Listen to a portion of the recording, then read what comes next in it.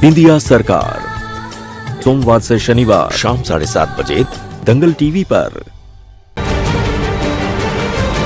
बिंदिया, ये गजब मत करिए, हमरा कोई मुंह ढकिए, कोई तो हमने बात सुन लो। नर्स, इसके दिमाग पर असर हुआ है क्या? ये क्या अनाप शनाप बोल रही है? आप प्लीज डॉक्टर को बुलाइए। अरे हमें डॉक्टर नहीं, घूंघट चाहिए, घूंघट। घूंघट? हमने वचन दिया था ना, हम आपको अपना चेहरा कभी नहीं दिखाएंगे। दुनिया के लिए भले ही हमने मुंह दिखाई हो गई हो, लेकिन आज से ये बिंदिया आपके सामने घूंघट कभी नहीं उठाएगी। कौन से ग्रह से आई हो? जिंदगी और मौत के बीच में झूल रही हो, ऐसे समय में तुम्हें घूंघट की पड़ी है? हटाओ इसे। बिंदिया, हटाओ।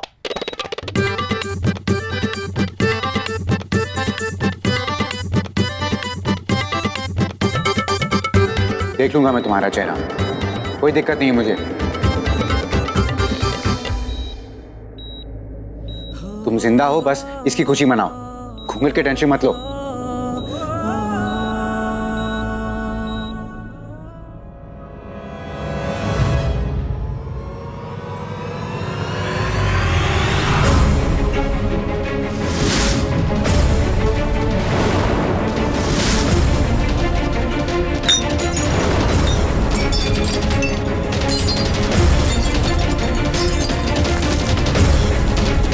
अरे मेघा जी, ये क्या कर लिया आपने?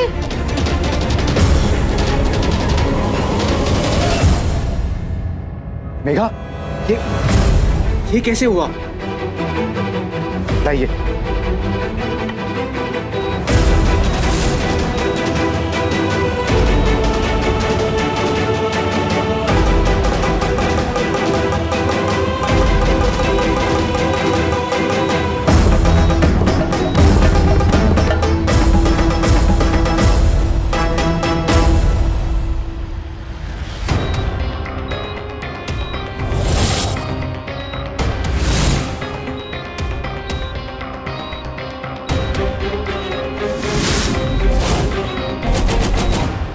ये अभय जी किसके साथ है?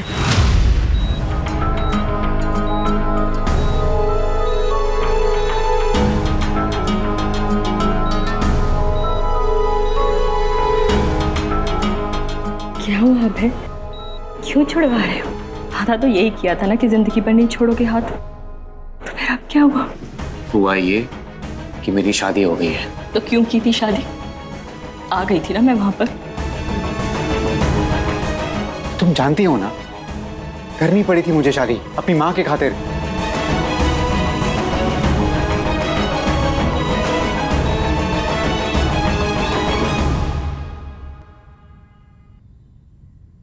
देखो मेघा, मैं जानता हूं कि मैं तुम्हारा मुजरिम हूं और हमेशा रहूंगा, लेकिन अब कुछ नहीं हो सकता। क्यों नहीं हो सकता? हम अब भी तो साथ हो सकते हैं ना। नहीं हो सकते मेघा, शादी की है मैंने उसके साथ। इस शादी में कोई प्यार नहीं है, कोई उम्मीद नहीं है, लेकिन फिर भी शादी तो है ना।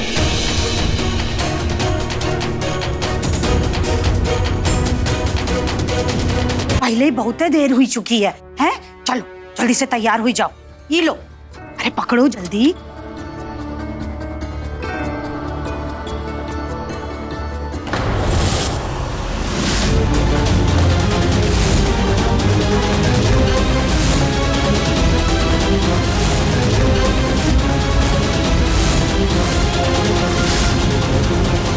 राम भली करे, ये सारा का सारा सामान पूरा का पूरा टूट गया। कैसा अपशगुन हो गया। अब हमारी बिंदिया कैसे तैयार होवेगी, कैसे श्रृंगार करेगी, तीज के लिए कैसे तैयार होएगी।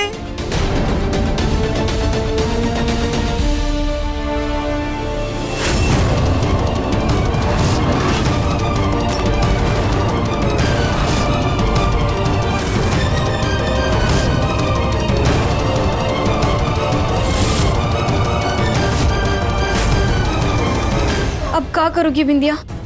अम्मा जी को दोबारा थाल बनाने के लिए वापस सारा सामान मंगवाना पड़ेगा। और फिर तीज की पूजा में देरी हो जाएगी।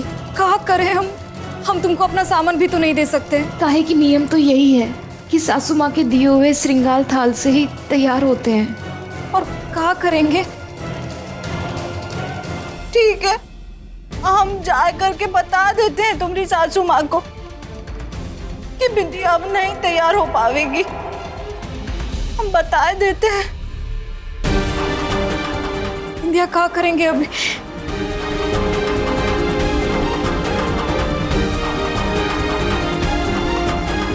बिंदिया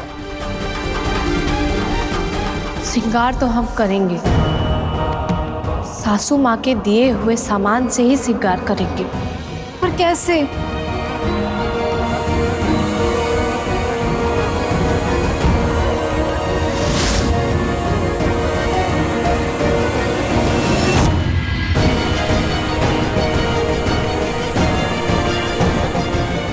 ये फल भी तो सासू माँ ने ही दिया है ना? हाँ, इन्हीं से होगा श्रृंगार।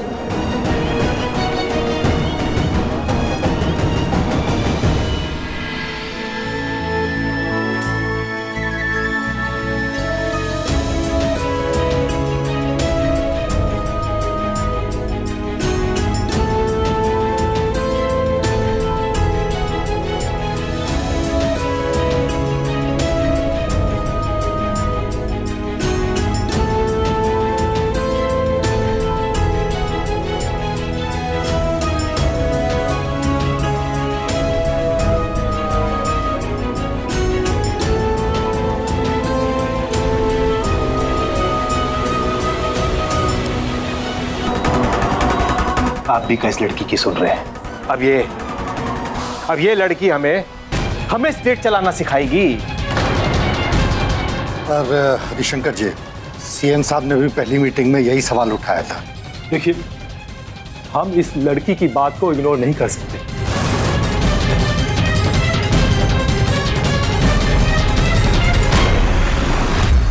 क्या खाक सही कह रही है ये लड़की?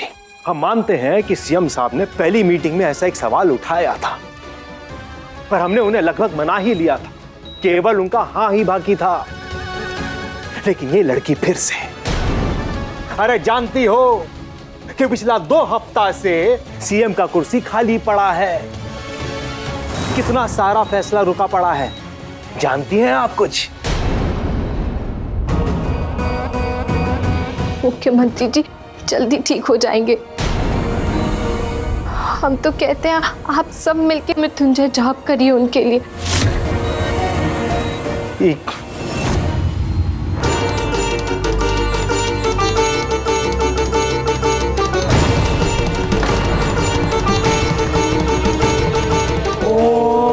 त्र्यंबकं यजामहे सुगंधिं पुष्टिवर्धनम् उर्वारुकमेव वन्दनात् मृत्युर्मोक्षयमामृतात्।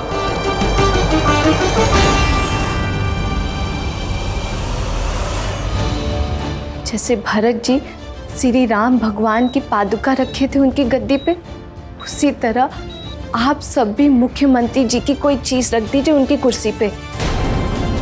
ये निस्वार्थ भाव देख रहे हो भाई, लालच का इतना सभी अंश नहीं है इसमें।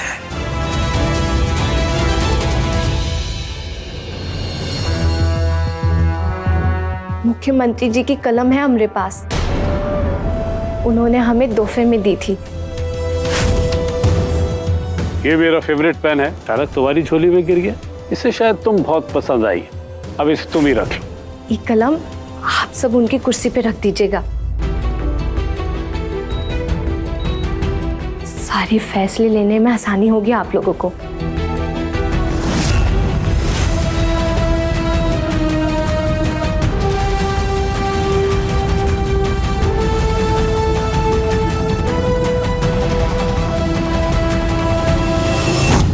आप सब एक प्रश्नों की सूची बना लीजिए जिसमें मुख्यमंत्री जी हाँ या ना में जवाब दे सके।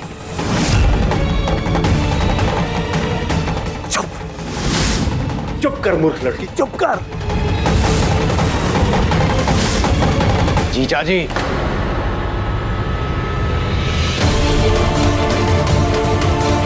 तमीज से बात करिए बिंदिया से। वो जो कह रही है बड़े सम्मान से कह रही है, उसका अपमान करने का आपको कोई हक नहीं है।